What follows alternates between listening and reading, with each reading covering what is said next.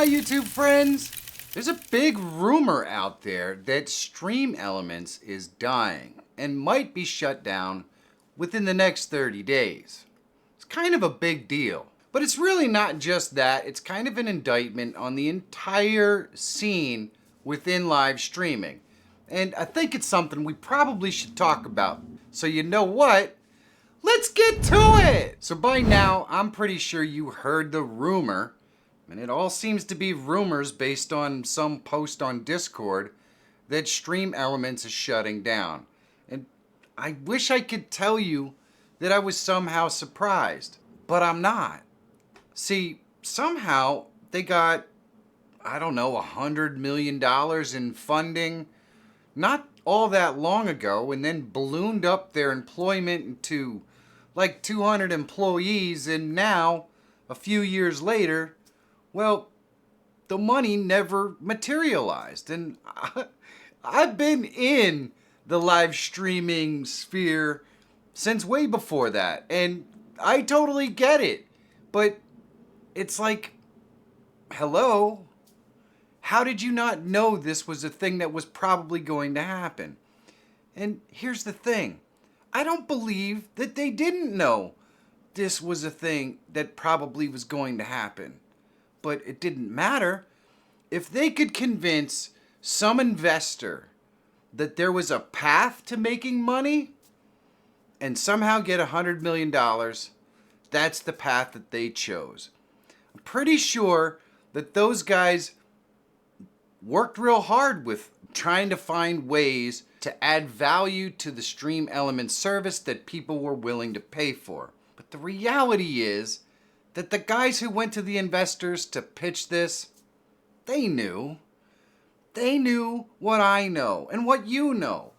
Live streamers aren't all that interested in paying money. In fact, even though so many people would love to make a living in live streaming, for the most part, the people who are involved in the live streaming are just hobbyists. They just go live once in a while because they like to play video games and have an audience. Very, very few people are dedicated enough to it to actually make a living. It's always been that way, and it's always going to be that way. So deep down, a totally free service like StreamElements that had been around for quite some time had a pretty good idea that it was going to be very difficult to add enough value to their products and services to attract enough to pay back $111 million or something, or even make close to $111 million. I'm sure they had a fun ride while they did it, and it's the same story with so many other tech companies that end up doing a round where they go out there and they pitch their idea to somebody who invests in it, and they get all kinds of money, and they balloon up their employees, and they have parties, and they go to TwitchCon, and they do all the things, but they know that money's never coming back. It's just not, because live streaming is not the market where there's that kind of money to be made. It's the exact same reason why the CPA on my channel sucks and why this channel barely makes enough money for me to continue to do it. It is what it is.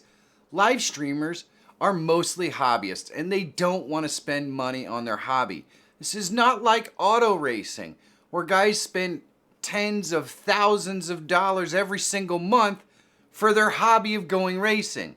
Live streaming doesn't work that way. The base tool, OBS, is totally free. And nobody wants to spend any money when the main tool to do all this is totally free. People start to spend some money when they actually say, hey, I could make a living at this. And then, well, all of the extra work that you have to do to make the free stuff work doesn't make a lot of sense once you start to actually make money. But a very small percentage of people who live stream ever make anything doing it. So I know that the people who went and pitched this at StreamElements knew that, and I'm pretty sure that even Logitech knew that when they bought Streamlabs. Logitech never really had any expectations of making any money on Streamlabs. They knew that was a non-starter, but what they did know is that they could easily advertise for their hardware and that sort of stuff, and that Eventually, inevitably, a certain percentage of live streamers were going to need hardware, and because these tools were integrated so tightly into Streamlabs, well, it just made sense. StreamElements doesn't have any of that.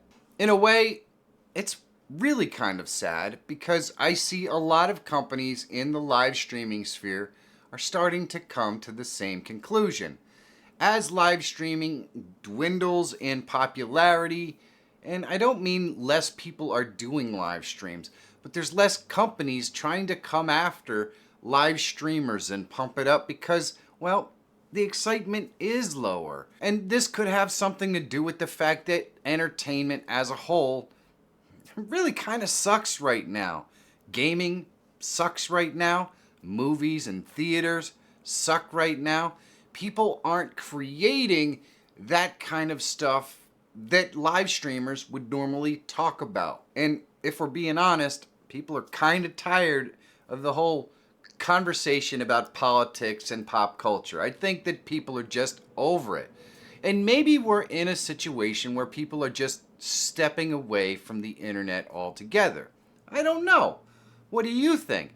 All I know is the number of people searching for live streaming and OBS and anything else related to live streaming is pretty significantly down. And when we already know that the people who were searching, even at its height, were not willing to spend any money, well, when you cut that number in half, it doesn't leave a whole heck of a lot of room for anyone to make any money. And I'm pretty sure that even though all it is right now is a rumor that StreamElements is going to be closing down, the only reason why I can figure it would stay alive at this point is if they manage to find a company to buy it, which I don't think is going to happen, or they decide to just sell it to someone who's going to keep it alive as a free tool. I don't know. When $111 million were invested in this thing, I don't think they're just going to give it away so someone else can just give it away. So I think that we probably are on the cusp of StreamElements dying. And while I don't think streaming is going to die anytime soon, I don't see a whole heck of a lot of excitement about it. I don't see people talking about new ways to stream. I don't see people putting time, effort, and energy into creating streams that could become something bigger. I mean, really the best we get is people going to Coachella and live streaming. There's a very small percentage of people who really care about that. Why did the live streaming sphere shrink so much over the last couple of years? Pretty much since COVID. I almost think, and from my personal perspective, I'm somewhat hopeful that people are rediscovering, hey, you know what? Instead of being propagandized online by a bunch of people we don't know, they just decided to put these things down and go out and talk to real people. Because I noticed there's a lot more traffic at the malls now. There's a lot more people going out to restaurants. There's a lot of the social activity that used to happen while I was a teen and growing up that's starting to come alive again. And that means there's hope for small concert venues to start popping up with real bands playing real music. And maybe we can just have an artistic renaissance from the ground up and ignore all of this noise over here and over here and do it like it's happened in the past. Completely organic and local. Going out to your local club, watching your local band. That is so much more rewarding than a bunch of people that you don't even really know giving you a thumbs up on the internet. It's always been more rewarding and it always will be. Unfortunately, well, the young generation seems to have lost touch with the ability to actually communicate face to face with one another. My hope is that maybe we're at the cusp of them going ahead and trying to figure it out. Because the world will be a heck of a lot better place when we have people who actually talk to one another instead of yelling at one another. And really, all this lets you do is yell back and forth into the void. And half the time, do we even really know if the entity we're talking to or yelling at or whatever on the other side of this is even human? Well, if we don't know now, in 3 or 4 years, we're definitely not going to know. But that's just what I think. What do you think? Why is live stream dying? Are we on the cusp of a renaissance of art and music and things like that, like I feel like, or at least I'm hopeful we are? Let me know about it down in the comments. And if you're always looking for tools, tips, and tricks to help make you a better live streamer or YouTuber, subscribe to the channel. My name is Michael Fire Jr. Thank you so much for watching. Have a great day. And I'll see you in the next one.